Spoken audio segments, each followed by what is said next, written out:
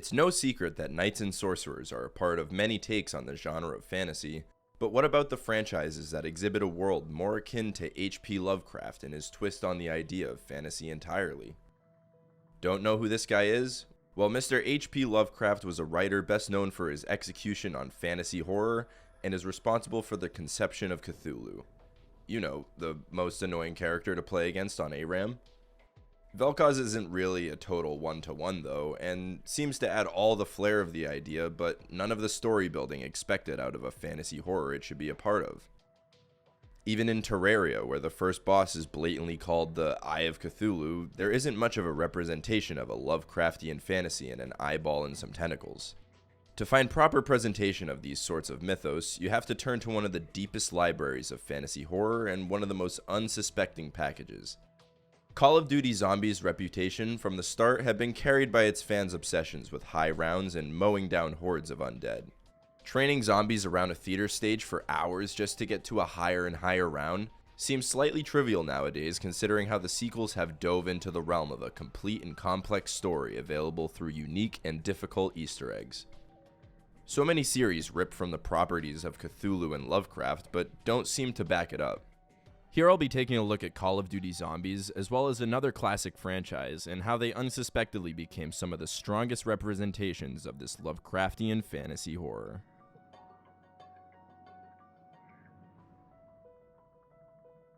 Now, when we were introduced to its initial label as Nazi Zombies, where you're simply in a remote location pulled from an early campaign mission, it's hard to believe that the concept would be transformed into the multi-dimensional fantasy-inspired plotline we have today. Adapting a cosmic horror theme thrusted the game mode into a plane of competing with other historically great representations of this genre, regardless of its property of being a video game in the first place.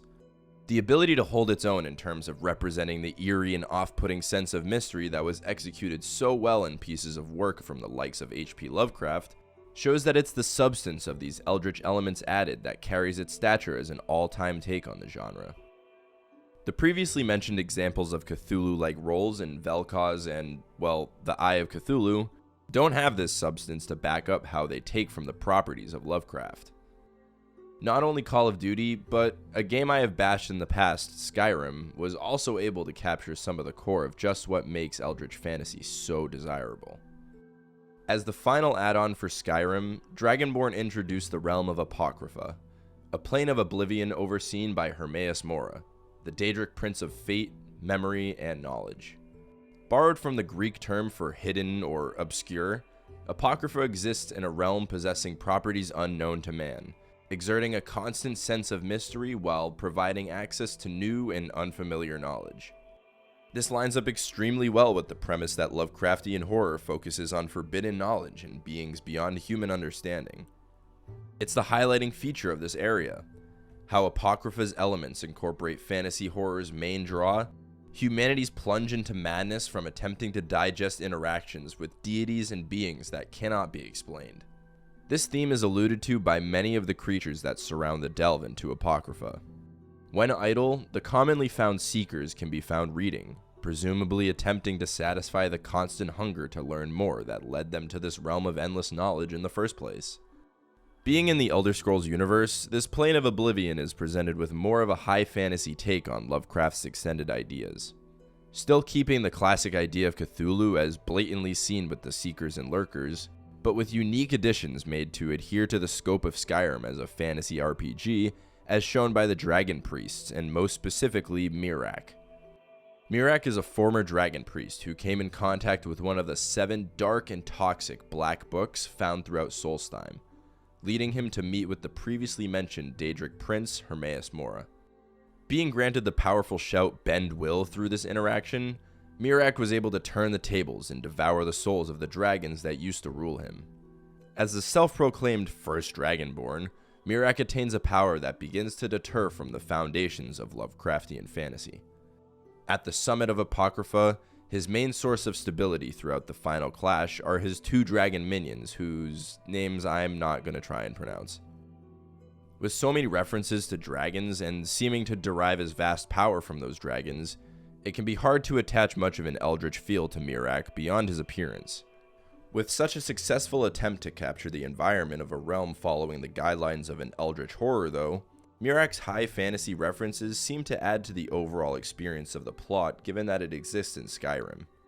Rewinding back to the example of Vel'Koz, it's easy to see where Skyrim succeeded in putting a spin on cosmic horror, and where the Runeterran universe failed in providing enough surrounding substance to give the brilliantly constructed character's design its eldritch weight.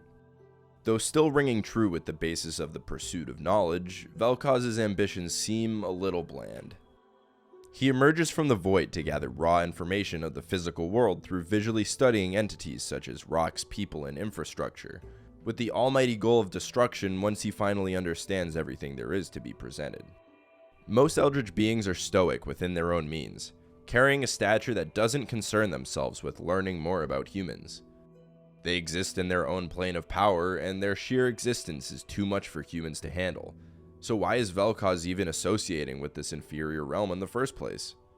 Hermaeus Mora does come in contact with the player outside of Apocrypha, but it's infrequent enough to where it continues to feel as if his kind only resides in such a mysterious and unfathomable realm like it.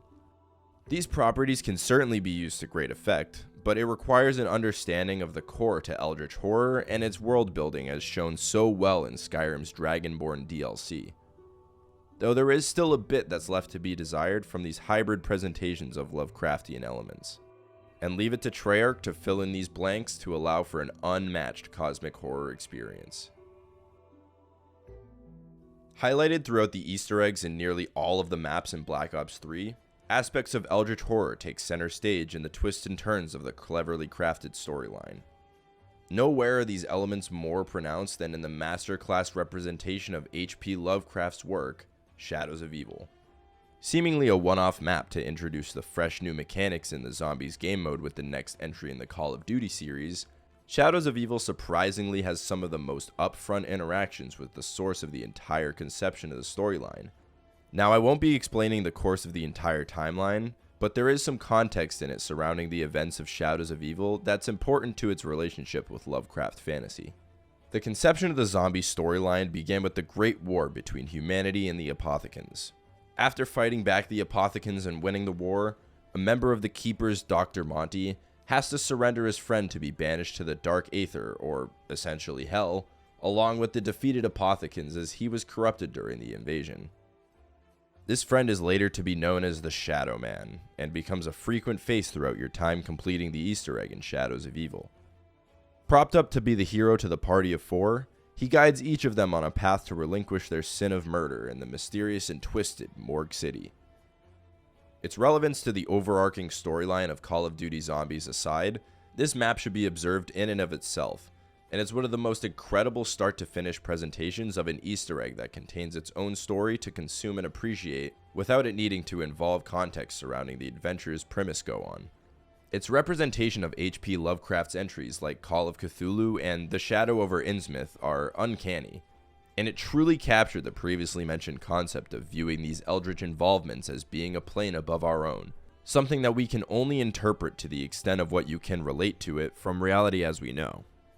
Bringing back Vel'Koz as the punching bag for poor presentation of cosmic horror entities, Vel'Koz's overarching intention is to ultimately destroy humanity and its world.